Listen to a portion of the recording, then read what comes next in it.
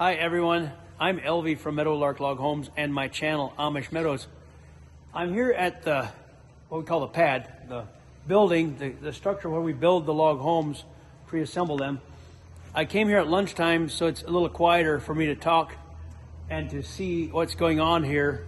In January 2024, New Year, 2 projects started.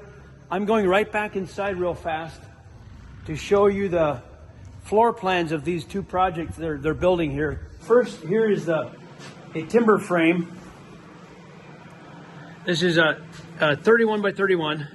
It's got 700, let's see, the square footage, approximately 961 on the main floor, 473 in the loft, for a total of 1,500 roughly square feet. Here's a picture of that home, timber frame that we're doing.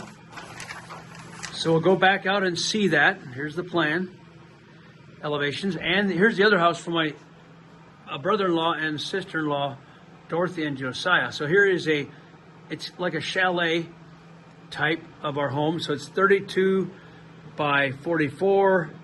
I don't see the square footage. It's going to be somewhere around 1,500 as well. And here's a picture of that. Here's the elevations of the floor plan. There we go. It's got the glass in the front up here. Mudroom entry in the back. Side view, all on a slab. All right, let's go back out, have a closer look at what they're doing. All right, here are logs spread out. They pick the logs up with these cranes, set them in the house, and they go all around in a circle and build the house. This house is on a slab, which means it's elevated here for a short stub wall, frame wall there on the slab.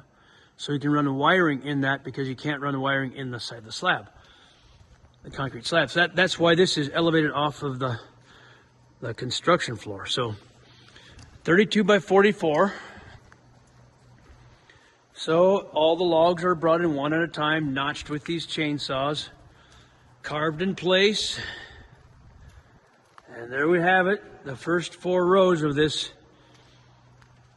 And we also have our first snow that stuck.